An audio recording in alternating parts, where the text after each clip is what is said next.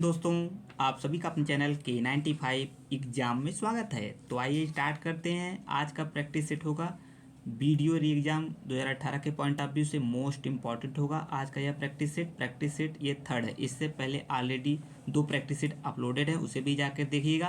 Question बेहद ही important है। हिंदी का टॉपिक है आपका हिंदी परिज्ञान एवं लेखन योग्यता से संबंधित 50 क्वेश्चन होंगे जो बेहद ही इंपॉर्टेंट होंगे वीडियो री एग्जाम 2018 के पॉइंट ऑफ व्यू से। तो आइए स्टार्ट करते हैं आज का पहला क्वेश्चन बेहद ही इंपॉर्टेंट है। पहला ही क्वेश्चन बार बार एग्जाम में पूछा जाता है, एग्जाम कोई भी हो या वीडियो या अदर एग्जाम हो, उनके लिए बेहद ही इंपॉर्टेंट क्वेश्चन है। ठीक है, पहला क्वेश्चन है आपका हिंदी दिवस कब मनाया जाता है। इस क्वेश्चन से आप सभी भली भांति परिचित होंगे क्योंकि ये क्वेश्चन बार बार एग्जाम में रिपीटेड रहता है। तो इसका राइट आंसर है 14 नवंबर, 14 दिसंबर, 14 सितंबर, 14 अक्टूबर। इसका राइट आंसर है सी, यानी 14 सितंबर को आपको हिंदी दिवस मनाया जाता है। यह क्वेश्चन बेहद इंपॉर्टेंट है। आइए आगे बढ़ते हैं। आधुनिक भारतीय भाषा अवधी भाषा, जैसा कि देखिए फर्स्ट वाले शायद प्रैक्टिस सेट में क्वेश्चन पूछा भी गया है। इसका राइट आंसर क्या होगा आप बताते रहिएगा। तो इसका राइट आंसर क्या होगा दोस्तों? इसका राइट आंसर आपका मागधी अपभ्रंश, अर्धमागधी अपभ्रंश और सैनी अपभ्रंश, महाराष्ट्रीय अपभ्रंश। तो दूसरे का राइट आंसर है बी, अर्धमागधी अपभ्रंश इसका राइट आंसर है दोस्तों। आइए आगे बढ़ते हैं। आप सभी मित्र वीडियो के लास्ट तक बने रहिएगा। क्वेश्चन बेहद ही इंपॉर्टेंट वीडियो री एग्जाम 2018 का पॉइंट ऑफ व्यू से। तो आप सभी मित्र वीडियो के लास्ट तक बने रहिएगा। क्वेश्चन बेहद ही इंपॉर्टेंट है। यह हिंदी की श्रृंखला है, जीएस की श्रृंखला भी इसी तरह चलेगी। ये सभी डेली वीडियो अपलोडेड होंगी, तो आप सभी मित्र वीडियो के लास्ट तक बने रहिएगा। निम्नलिखित में से ऊष्म व्यंजन, इंपॉर्टेंट क्वेश्चन है, ऊष्म व्यंजन कौन से हैं? य र ल व स ह य छत्र ज्ञ च छ ज झ। देखिए ये भी क्वेश्चन रिपीटेड है, फर्स्ट या सेकंड वाले में ये क्वेश्चन पूछा गया था प्रैक्टिस सेट में। तो तीसरे का राइट आंसर बी है, यानी ये तीनों स और ह इज द राइट आंसर है। ये ऊष्म व्यंजन है दोस्तों। निष्कपट का संधि विच्छेद कौन है? निस प्लस कपट, निस प्लस कपट, निह धन कपट, निष्क प्लस पट। तो चौथे का राइट आंसर है सी, निह धन कपट इसका राइट आंसर दोस्तों। आइए अगले क्वेश्चन की तरफ बढ़ते हैं। क्वेश्चन सभी इंपॉर्टेंट है, आप सभी मित्र वीडियो के लास्ट तक बनी रहिएगा और चीज़ों को समझते रहिए, आगे बढ़ते रहिए। एंड उल्लास में कौन सी संधि है? इस प्रकार क्वेश्चन बनते हैं दोस्तों। स्वर संधि है, व्यंजन संधि है, विसर्ग संधि है, इनमें से कोई नहीं। तो पांचवें का राइट आंसर है बी, उल्लास में कौन संधि है? तो व्यंजन संधि है। कौन संधि? व्यंजन संधि। वीडियो री एग्जाम के पॉइंट ऑफ व्यू से यह श्रृंखला बेहद ही इंपॉर्टेंट है दोस्तों 2018 के एग्जाम के पॉइंट ऑफ व्यू से। बस आप सभी मित्र वीडियो के लास्ट तक बने रहिएगा, सभी चीज़ें आसानी से समझ में आती रहेंगी। ज़्यादा ज़्यादा प्रैक्टिस सेट सॉल्व करिए, समय रहने गया है। इसकी डेट कब पड़ी है दोस्तों? 26 एंड आपका 27 जून। तो ज़्यादा समय नहीं है, जितना ज़्यादा आप प्रैक्टिस सेट सॉल्व करेंगे उतना ज़्यादा आपको बेनिफिट मिलेगा। तो ज़्यादा ज़्यादा प्रैक्टिस सेट सॉल्व करिए और एग्जाम ओरिएंटेड मैटर को पढ़िए ताकि एग्जाम में देखने को क्वेश्चन मिले। तो आइए आगे बढ़ते हैं। अगला क्वेश्चन क्या है? निम्नलिखित में से अशुद्ध वर्तनी वाले शब्द का चयन करना है। तो अध्ययन, अंतर्ध्यान, अंताक्षरी, उज्ज्वल, इन चारों में कौन बताना है आपको अशुद्ध है? शुद्ध नहीं बताना है दोस्तों। इस चीज़ को विशेष ध्यान में समझते रहिए। हर वीडियो में मेरे द्वारा यह बताया जाता है कि अशुद्ध और शुद्ध, गलत और सही, इन चीज़ पे विशेष ध्यान में रखिएगा क्योंकि इनमें जरा से गलती हुई तो क्वेश्चन आपका गलत हो गया। आता हुआ क्वेश्चन गलत होता तो बहुत दिक्कत होती दोस्तों, इस चीज़ को विशेष ध्यान में रखिएगा। छठवें का राइट आंसर है सी, अंताक्षरी इज द गलत आंसर। आइए आगे बढ़ते हैं। शुद्ध वर्तनी, देखिए यहाँ पे शुद्ध पूछ लिया है। वर्तनी वाले शब्द कौन है? ईर्षा है, पूज्य है, वाष्प है, नुपुर। तो शुद्ध वर्तनी इसमें सातवें का राइट आंसर है डी, नुपुर इसका राइट आंसर है। आइए आगे बढ़ते हैं। अगला क्वेश्चन ये रहा आपके सामने। क्वेश्चन है आपका अगला, हर्ष, विषाद, विस्मय, घृणा आदि भावों को व्यक्त करने के लिए किस विराम चिन्ह का प्रयोग किया जाता है? इसका राइट आंसर आप सभी मित्र जानते हैं, प्रश्नवाचक है, विस्मयादिबोधक है, योजक है, पुनरावृत्ति सूचक है। B is the right answer, विस्मयादिबोधक इसका राइट आंसर है दोस्तों। इस चीज़ को समझते रहिए। आइए आगे बढ़ते हैं, अगला क्वेश्चन देखते हैं। अगला क्वेश्चन क्या है? ये रहा आपका अगला प्रश्न है। क्वेश्चन है आपका अगला, जिस शब्द किसी एक व्यक्ति या वस्तु का बोध हो उसे कहा जाता है क्या? जातिवाचक संज्ञा, भाववाचक संज्ञा, व्यक्तिवाचक संज्ञा, द्रव्यवाचक संज्ञा। तो नौवीं का राइट आंसर दोस्तों हो जाएगा आपका ए, जातिवाचक संज्ञा के नाम से जाना जाता है। जब जिस शब्द से किसी एक व्यक्ति का या वस्तु का बोध हो वहाँ जातिवाचक संज्ञा का नाम आता है। नौवीं का ए। आइए 10वां क्वेश्चन देखते हैं। 10वां क्वेश्चन क्या कहता है? दूध में कौन सी संज्ञा है? इस प्रकार क्वेश्चन बनते हैं संज्ञा से। द्रव्यवाचक है, समूहवाचक है, भाववाचक है, जातिवाचक है। देखिए दूध की बात आ गई। दूध कैसा पदार्थ है? तो भैया ये लिक्विड है, आप सभी जानते हैं कौन सा पदार्थ है? लिक्विड। इससे आप आसानी से समझ सकते हैं। तो इसमें कौन सा संज्ञा आ जाएगी? ऐसे आप आसानी से समझ सकते हैं, ये द्रव्यवाचक संज्ञा इसमें आ जाएगी। कौन? द्रव्यवाचक। आइए आगे बढ़ते हैं, अगले क्वेश्चन की तरफ बढ़ते हैं। आपका 11वां प्रश्न क्या कहता है? जो शब्द विशेषण की विशेषता बताते हैं उसे क्या कहते हैं? आप सभी जानते हैं, तुलनात्मक विशेषण, प्रविशेषण, परिमाण बोधक और समुदायवाचक। तो 11वें का B is the right answer, प्रविशेषण के नाम से जाना जाता है, जो विशेषण की विशेषता बताता है। एंड 11वें का राइट आंसर ए है, 11वें का राइट आंसर बी है, सॉरी, प्रविशेषण। आइए आगे देखते हैं, 12वां क्वेश्चन देखते हैं। 12वां क्या कहता है एग्जाम के पॉइंट ऑफ व्यू से? ये रहा आपका 12वां क्वेश्चन। पुल्लिंग शब्द को चुनिए भैया। याचना है, सेना है, संस्था है, प्रवेश है। इसमें 12वें का राइट आंसर प्रवेश आपका कौन सा शब्द है? ये आपका पुल्लिंग शब्द है।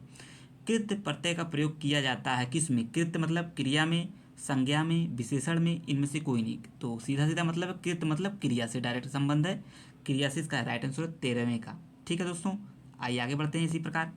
ये रहा आपका अगला प्रश्न है।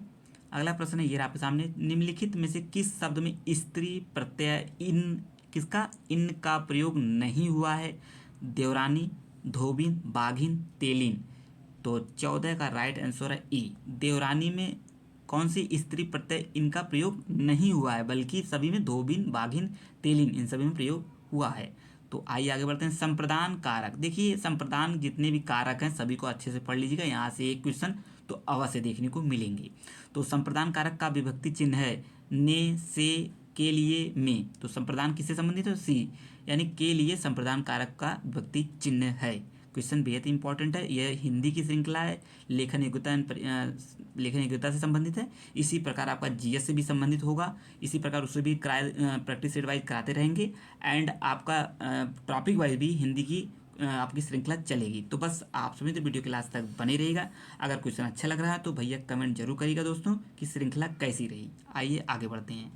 ये रहा आपका अगला प्रश्न है, 16वां क्वेश्चन है, आप किस प्रकार का सर्वनाम है? बेहद ही इंपॉर्टेंट प्रश्न है, इसे आप सभी स्टार लगा सकते हैं। क्वेश्चन पूछा भी गया है और पूछे जाने की संभावनाएं भी है आगामी एग्जाम में, जो 26-27 जून की जो डेट पड़ी है वीडियो एग्जाम की, उसमें। निजवाचक, निश्चयवाचक, अनिश्चयवाचक, संबंधवाचक। तो भैया 16वें का राइट आंसर है ए, यानी 16वें का ए राइट आंसर निजवाचक। आप कैसा है? निजवाचक। जरूरी नहीं है आर ना पूछे तो भाई किसी वीडियो में ना पूछे तो किसी ना पूछे, आपका आर की भी वैकेंसी लगी हुई है, उसमें भी क्वेश्चन पूछा जा सकता है। आगामी एग्जाम के लिए बेहद इंपॉर्टेंट प्रश्न है, ये जानते रहिए। निम्नलिखित में से कौन सी प्रेरणार्थक क्रिया है? लिखवाना, चलना, गरमाना, इनमें से कोई नहीं। देखिए प्रेरणार्थक इस चीज़ से समझते हैं, प्रेरणार्थक का मतलब है जिस पे जोर दिया गया भैया। 17वें का राइट आंसर ए, लिखवाना एज ए प्रेरणार्थक क्रिया है। तो आइए आगे बढ़ते हैं, अगले क्वेश्चन की तरफ बढ़ते हैं।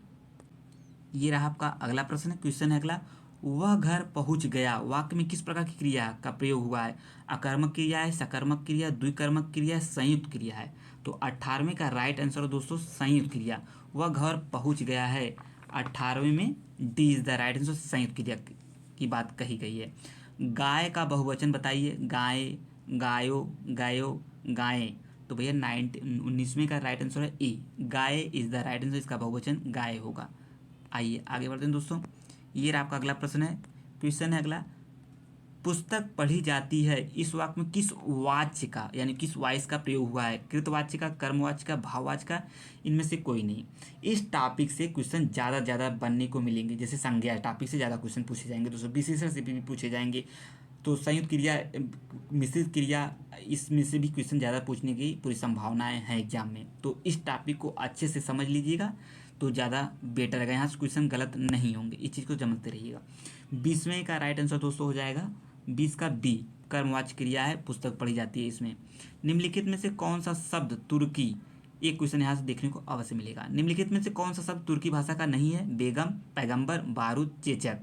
तो 21 का राइट आंसर है दोस्तों बी, पैगंबर आपका तुर्की भाषा शब्द नहीं है, बल्कि बेगम, बारूद, चेचक, ये तीनों क्या हैं? आपके तुर्की भाषा के शब्द हैं। आइए आगे बढ़ते हैं। ये रहा आपका अगला प्रश्न है। क्वेश्चन है आपका अगला, उसने मुरारी को मारा था, इस वाक्य में भूतकाल का कौन सा प्रकार हुआ है?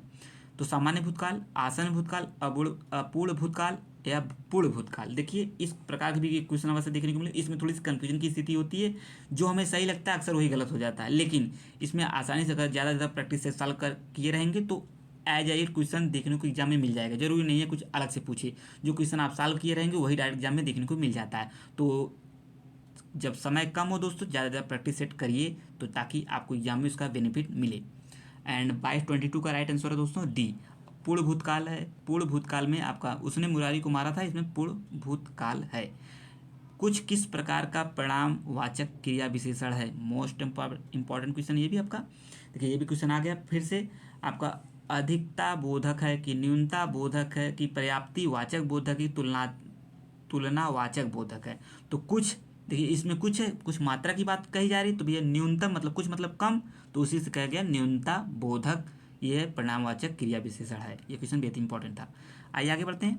अगला प्रश्न ये रहा आपके सामने, ए का उच्चारण स्थान कौन सा है? उच्चारण स्थान कौन सा है? कंठ एवं तालु, तालु एवं जीभ, मूर्धा एवं जीभ, दांत एवं जीभ। तो 24 का राइट आंसर है कंठ एवं तालु से ए का उच्चारण किया जाता है। भरपेट में कौन सा समास है? तो भैया अव्ययी भाव है, द्वंद्व है, तत्पुरुष है, द्विगु है। तो भरपेट में 25 का राइट आंसर है ए, यानी भरपेट में अव्ययी भाव समास है। आइए आगे बढ़ते हैं। ये रहा आपका अगला प्रश्न है, क्वेश्चन है आपका 26वां, झूठ मत बोलो इस वाक्य में मत कौन सा निपात है? मत जो ये देखिए ना, झूठ मत बोलो, विस्मयादि बोधक है, सीमा बोधक है, प्रश्न बोधक है, निषेध बोधक है। तो 26 का राइट आंसर है डी, इसमें निषेध बोधक है। जो मत है ये निषेध बोधक का निपात है। स्त्रीलिंग शब्द का चयन कीजिए। स्त्री बोधक शब्द का चयन करना है, स्वर्ग, दंड, जाति, यवन। तो 27 का राइट आंसर है सी, जाति आपका स्त्रीलिंग है। आइए आगे बढ़ते हैं, अगला क्वेश्चन देखते हैं। ये रहा आपका अगला प्रश्न है, निम्नलिखित में से तत्सम शब्द का चुनाव कीजिए या चयन कीजिए। तो गहरा, निकृष्ट एंड, तो इसमें राइट आंसर समझ लीजिए, कुछ पार्ट इसके ऊपर है। 28 का राइट आंसर दोस्तों हो जाएगा बी, निकृष्ट आपका तत्सम शब्द है। तो आइए आगे बढ़ते हैं। आइए दोस्तों स्टार्ट करते हैं अगला क्वेश्चन। देखिए ये दो दो ऑप्शन उसके थे, यहाँ से देख के समझ सकते हैं। तीखा, अटारी, उसमें निकृष्ट उसका राइट आंसर था। 29 का, उनमें किस प्रकार का शब्द है? विशेषज है, देशज है, तद्भव है, तत्सम है। 29 का राइट आंसर दोस्तों हो जाएगा सी, तद्भव है। एंड अगला क्वेश्चन है, निम्नलिखित में से किस शब्द में उपसर्ग नहीं लगा हुआ है? उपासना, उपवन, उत्थान, उपदेश। 30 का राइट आंसर दोस्तों है सी, उत्थान में आपका उपसर्ग नहीं लगा हुआ है। आइए आगे बढ़ते हैं, अगला क्वेश्चन देखते हैं। ये आपका अगला प्रश्न है, क्वेश्चन है, निम्नलिखित में से कौन सा सर्प का पर्यायवाची नहीं है? उरंग, फड़ी, हिरण्य, पन्नग। ये तीनों आपके क्या है? सर्प के पर्यायवाची हैं, लेकिन जो ये हिरण्य है इसका सीधा सीधा दिख रहा है, ये इसका पर्यायवाची नहीं है। तो 31 का राइट आंसर हो जाएगा सी। निम्नलिखित में से कौन सा शब्द विशेषण नहीं है? तो कौन विशेषण नहीं है? आश्रित, अपराधी, आग्नेय, अर्थ। एंड ये तीनों आपके हैं, बल्कि ये आपका नहीं है। अर्थ, अर्थ क्या है? ये विशेषण नहीं है।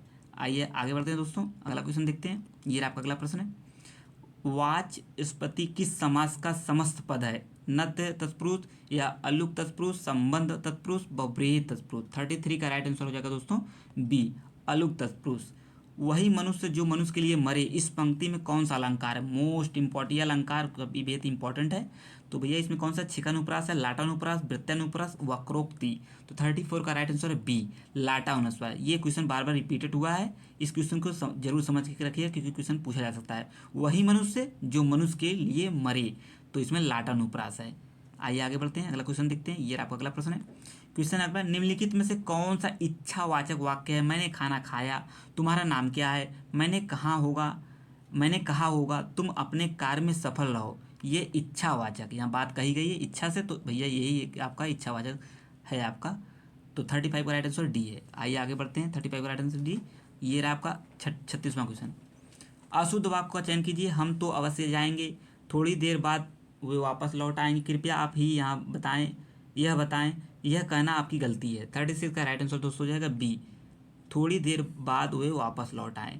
आइए अगला क्वेश्चन देखते हैं। ये आपका अगला प्रश्न है, कुंभिल किसका पर्यायवाची है शब्द है? तो दोस्तों 37वें का राइट आंसर दोस्तों क्या हो जाएगा? ए, यानी चोर। कुंभिल का मतलब चोर। आइए आगे बढ़ते हैं। ये रहा आपका अगला प्रश्न है, क्वेश्चन है, निम्नलिखित में से कौन सा अक्षर का निकार्ती शब्द है? तो ये 4 ऑप्शन है दोस्तों, इसमें नहीं है कौन? देखिए यहाँ पे कुछ नहीं है, तो 38 का राइट आंसर डी, आकाश नहीं है इसमें। आइए अगला देखिए, यहाँ पे आके आपका गद्यांश, जैसा कि मैंने फर्स्ट वीडियो में ही बताया था दोस्तों, गद्यांश कैसे पढ़ना है। एक क्वेश्चन को पढ़ के पढ़ना है, एक आपको गद्यांश पढ़ के आंसर निकालना है। इन दोनों में से जो आपको अच्छा लगे उस विधि से आप गद्यांश को सॉल्व करेंगे तो गलत, एक भी क्वेश्चन नहीं गलत होगा। मैक्सिमम 3 या 5 क्वेश्चन बनते हैं और कभी कभी 3 क्वेश्चन भी गद्यांश में पूछे जाते हैं, गद्यांश या पद्यांश दोनों से। तो आप गद्यांश को आसानी से रीड कर लीजिए। मैं आराम से स्क्रॉल कर रहा हूँ, चीज़ों को आप आसानी से भी पढ़ सकते हैं और वीडियो को पॉज करके भी पढ़ सकते हैं। हम ये इसका डायरेक्ट आंसर समझते हैं। ये रहा आपका पहला आंसर, आइए देखते हैं क्वेश्चन। गद्यांश उचित शीर्षक होगा 39 का राइट आंसर क्या हो जाएगा दोस्तों? सी। इसमें धन और मनुष्यता इसका राइट आंसर है। अब आसानी से गद्यांश को पढ़ के इसका राइट आंसर निकाल सकते हैं दोस्तों। देखिए, उपयुक्त गद्यांश के अनुसार संसार में किस तरह के मनुष्य की पूजा होती है? तो 40 का राइट आंसर दोस्तों क्या हो जाएगा? 40 का राइट आंसर है आपका डी। जो सच्चे मनुष्य के लिए कार्य करता है वही क्या है आपका, किसका है? उपयुक्त गद्यांश के अनुसार संसार किस तरह के मनुष्य की पूजा करता है? तो यही D is the right answer 40वें का। ठीक है दोस्तों, तो आइए आगे बढ़ते हैं। आइए अगला प्रश्न देखते हैं। अगला प्रश्न क्या है? धन की पूजा से क्या अभिप्राय है? धन से ज़्यादा मानवता पर प्रबल, धन कमाने वाला अधिक नाम नहीं कर पाता। आइए आगे देखते हैं इसका चौथा ऑप्शन। दोस्तों इसका राइट आंसर क्या हो जाएगा? इसमें राइट आंसर है बी, धन कमाने वाला अधिक नाम नहीं कर पाता। तो आइए अगले क्वेश्चन की तरफ पढ़ते हैं। ये रहा आपका अगला प्रश्न है। क्वेश्चन है आपका, निम्नलिखित में से कौन सा शब्द सफल का विलोम नहीं हो सकता? तो 42 का राइट आंसर क्या होगा दोस्तों? जरूर बताते रहिएगा आप सभी। 42 का सी, कुफल इसका राइट आंसर है। कौन नहीं हो सकता है ये देखना है आपको, तो इसमें कुफल इसका राइट आंसर है। आइए आगे बढ़ते हैं। ये आपका अगला प्रश्न है। क्वेश्चन है, ठेठ हिंदी का ठाठ किसकी रचना है? अयोध्या सिंह उपाध्याय हरिऔध, किशोरी लाल दास, वाजपेयी, चंद्रधर शर्मा गुलेरी, ज्योतिरीश्वर या ठाकुर। तो 43 का राइट आंसर दोस्तों क्या हो जाएगा? ई, अयोध्या सिंह उपाध्याय हरिऔध। ये इसकी क्वेश्चन है, बेहद इंपॉर्टेंट है, इंपॉर्टेंट क्वेश्चन है, इसको स्टार्ट कर लीजिएगा। क्वेश्चन पूछा गया है। देखिए रचना से जितने भी क्वेश्चन हो उसे आसानी से समझते रहिए, क्योंकि रचना क्वेश्चन एक क्वेश्चन या दो क्वेश्चन अवश्य एग्जाम में देखने को मिलेगा। तो आइए आगे बढ़ते हैं, अगले क्वेश्चन की तरफ बढ़ते हैं। ये आपका अगला प्रश्न है, जिसके हृदय में ममता नहीं है वाक्यांश के लिए एक शब्द है? तो भैया निर्मम, ये सभी जानते हैं। आइए आगे बढ़ते हैं। अगला क्वेश्चन क्या है? निम्नलिखित में से किसमें मुहावरा एवं उसके अर्थ का सुमेलन सही नहीं है? ईट सीट बजाना, ये वाला नहीं है। अक्ल पर पत्थर पड़ना, ये भी नहीं है। कलेजा ठंड होना, यही है। बाधा दूर हो जाना। 45 का right answer C is the right answer. आइए आगे बढ़ते हैं। ये आपका अगला प्रश्न है, विभस का अस्थायी भाव कौन सा? इसका राइट आंसर आप सभी को पता होगा, सी इज द राइट आंसर। जुगुस्सा विभस का अस्थायी भाव है। आइए आगे बढ़ते हैं, अगला क्वेश्चन देखते हैं। ये आपका अगला प्रश्न है, दिए गए प्रश्न में वाक्य के पहले एवं अंतिम भाग को क्रमशः 1, 1, 6 से संख्या दी गई है। इनके बीच आने वाले 4 अंशों को 4 भागों में बांटकर एयर वाला संख्या दी है, वो वाला क्वेश्चन है। इसे आइए समझते हैं। एक क्वेश्चन अवश्य एग्जाम में देखने को ये भी मिलता है। ये देखिए कह रहा है, क्वेश्चन क्या है? कह रहा है छोटे छोटे कार्य व, तो ये 4 ऑप्शन दिए हैं, इसमें आपको सेट करना है कौन पहले आएगा, फिर उसके बाद, फिर उसके बाद, फिर उसके बाद। तो ये चीज़ को आसानी से आप मेल कर सकते हैं। आइए इसका हम डायरेक्ट आंसर को समझते हैं। इसमें राइट आंसर कौन होगा? तो इसका राइट आंसर दोस्तों क्या हो जाएगा? इसका राइट आंसर है सी। आप वीडियो की स्टार्ट करके सब मिला लीजिएगा कौन सा राइट आंसर है। तो राइट आंसर का सी है, आप क्रम वाइज को समझ सकते हैं।